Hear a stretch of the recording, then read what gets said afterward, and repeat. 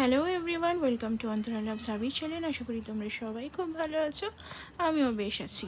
আবিরকে নিয়ে চলে এসেছি স্পেশাল এডুকেশন ক্লাসে। আজকে দিনটা হচ্ছে 19শে ফেব্রুয়ারি, বৃহস্পতিবার।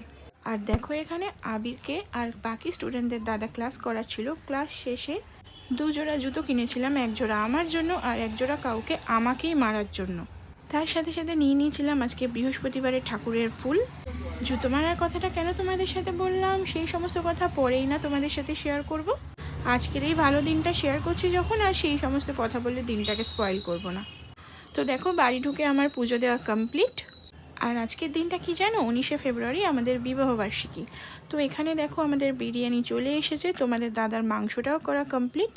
এখন বাজে প্রায় 7:30 থেকে 7:45। এখানে ছোটন মুড়ি মাখতে বসেছে, আর মেশো আমার শ্বশুর শাশুড়ির জন্য খাবার বেড়ে দিচ্ছিল। বাবি গিয়ে দিয়ে এসেছে, আর এখানে রুঙ্কাই সোনাও চলে এসেছে, সাথে রয়েছে মামা, ভাই, মনি, বোন, আরও অনেকে।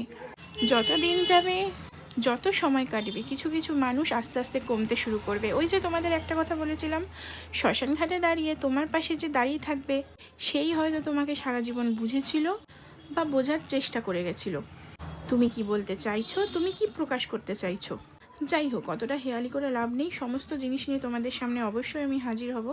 তবে হ্যাঁ, একটা কথা বলবো, আমি যদি কোনো দিক দিয়ে ভুল হয়ে থাকি, ভগবান যাতে আমার বিচারটাও করে, আর তার দিক দিয়ে যদি কোনো ভুল হয়ে থাকে, ভগবান যাতে তার বিচারটাও করে। সো দেখো এখানে কেক শেক নিয়ে রেডি হয়ে গিয়েছি, আর আমার বোন খেয়ে দিয়ে চলে গিয়েছিল, যেহেতু অনেকটা রাত্রির হয়েছে, রুঙ্কাইকে নিয়ে বাড়ি ফিরবে। তো চলো আমি কেক টেকগুলো কেটে নিই। আর এখানে তোমাদের নতুন একজনের সাথে আলাপ করিয়ে দিই। এখানে এসেছে হচ্ছে গিয়ে আরেকটা নতুন দিদি, তার 3 মেয়ে, এই সরি তার 2 মেয়ে। আরেকটা বৌদি এখনও আসেনি, বৌদি অফিস গিয়েছিল। বৌদিকে শেষের দিকে দেখতে পাবে। প্রাপ্তি আর পুচকিকে তো তোমরা আগের মাছলন্দপুরের ভিডিওতেই দেখেছো। আর ওই যে বৌদি বসে রয়েছে। দেন চলে এসেছিলাম কেক কাটতে, আর এখানে বারে বারে মোমবাতিটা নিভে যাচ্ছিলো। বাট যখনই আমি কেকটা কাটতে যাচ্ছিলাম, হাতে হাওয়া লাগছিলো, বাট বুঝে উঠতে পারছিলাম না ফুটা কোথা দিয়ে আসছে। ওই যে দেখো জামাইবাবু আর ওই যে শালি বোন যাই বলো আর কি, ওরা দুজনে বসে বসে ওখান দিয়ে ফু দিচ্ছিলো বারে বারে।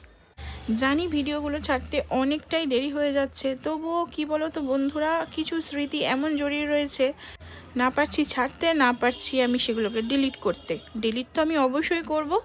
তবে হ্যাঁ, পুরনো স্মৃতিগুলো দেখলে শুধু একটা কথাই ভাবি, কত বেকার মানুষের পিছনে আমি বেকার সময়গুলো নষ্ট করেছি, অপচয় করেছি। কিছু ভালো কাজে লাগালে হয়তো সত্যি ভালো হতো। যাই হোক, যা হয় ভালোর জন্যই হয়, যা হবে ভালোর জন্য।